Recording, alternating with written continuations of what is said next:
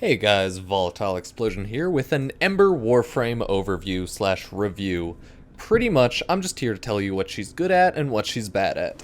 And we'll go over her abilities, why you should or should not play her, and so on and so forth. Pretty much, the idea behind Ember is she is either a really good damage dealer for early low levels, she's not a high level Warframe for damage, or she's a really good Warframe for crowd control.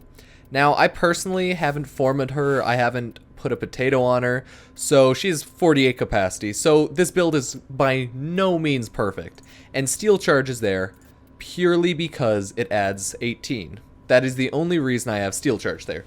Now, my build consists of Flow to have more power, Streamline for efficiency, Continuity for duration, Transient Fortitude so I do actually deal some extra damage, Rage purely because I feel like sometimes I may have energy issues and I might just want to take damage in case, but honestly Rage is pretty much pointless, I'm not gonna lie. I'd be better off upgrading Transient Fortitude and taking off Rage, but I'm gonna keep it for now just because it doesn't actually matter too much. And then lastly I have Stretch just so all my abilities go a little bit farther. Now we'll talk about why that matters. So here are her abilities. Her passive ability is regenerates energy and deals more damage while on fire. Okay, so if she gets on fire, you're going to regen energy. Cool, cool, cool. Now, her first ability, you're not going to be using this a lot, but it's Fireball. Launches a fiery projectile, that's pretty much all. It lights enemies on fire and deals damage, right? Area damage is 195, the target hit damage is 520, and yeah. It's not bad, but you're probably not going to use it just because there's better things to use, like her other abilities. Now, Accelerant, this one's really important. It increases fire damage dealt, and it stuns nearby enemies. Now, this is how you'd build her crowd control. You increase her range and increase her efficiency so that Accelerant can be spammed and can be at an extremely high range. Now you see the damage multiplier is actually really good, 3.25 with my mods currently on, and it lasts 34.5 seconds. Again, really useful. And it has a range of 29 meters. Now I could get that range a decent amount higher, like to at least 40 if I truly tried and had all the correct mods, but there's no point because I'm building more for a damage frame, not for the crowd control. So the power duration, it's good, but you'd really want efficiency and range on this, just so you can repeatedly stun nearby enemies, and do it at an incredibly high range. Now, again, I'm not going for the Accelerant build, so I'm not really looking for that. But anyways, other than that, we have Fire Blast, slams the ground for high damage in a small radius, and creates persistent rings of fire which deal high damage over time. You're also not going to be using this a lot, but you can. It's actually pretty good.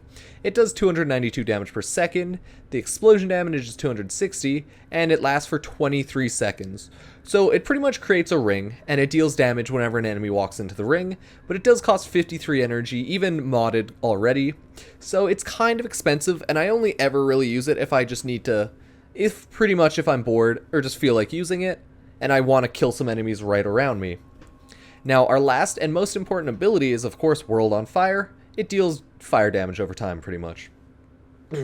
So it uses 1.83 energy per second, which is somewhat high, but I also haven't completely maximized my build's efficiency, so it's not as good as it could get. The damage is 520, again, it could be higher, but that's fine for what I want. The range is 21.75 meters, really far, and somewhat useful, and it has a 45 status chance of lighting the enemies on fire and just fucking their shit up. Now, the damage build is based on World of Fire. You pretty much turn it on, costs 35 energy, well, with my mods, and then just wait for it to drain. It kills everyone around you, and it's honestly really good. Now, again, if you're doing the damage build, which I'm going to show you, you're gonna want to do low-level missions. So I'll just find a low-level survival to go into, and then I'll quickly show you why you'd want to do this. Oh, sorry, not survival. I'll quickly find a low-level exterminate. Okay, so this is the mission we're in. We start off with 75 energy. Honestly, it's not a lot of energy, and using World of Fire does quickly use it up. So we're gonna hope to get procs. See, I use the ability, it quickly hits all the enemies near me and around me, and that guy gets hit. Didn't kill him off, which is kind of unfortunate. So I'm really hoping that this kills off enemies quickly. But either way, this is the main way you're going to use this Warframe if you're going for damage. You're pretty much going to only use your ultimate. As you can see, it's dealing damage to everyone around me. They're all dying, some faster than others, some are affected by it more, yada yada. But they clearly are all dying. But I do need to kill this Ancient. That's kind of an issue. And I've ran out of energy, god damn it. So this is the #1 issue with my build currently. I just run out of energy way too fast. So to anyone else using this build, you should probably do more for energy, because honestly, you might run out. Make your efficiency a little bit higher than mine. Make your duration a little bit higher, that could also be useful. And then even make your damage higher so that you can kill them a lot easier and a lot faster.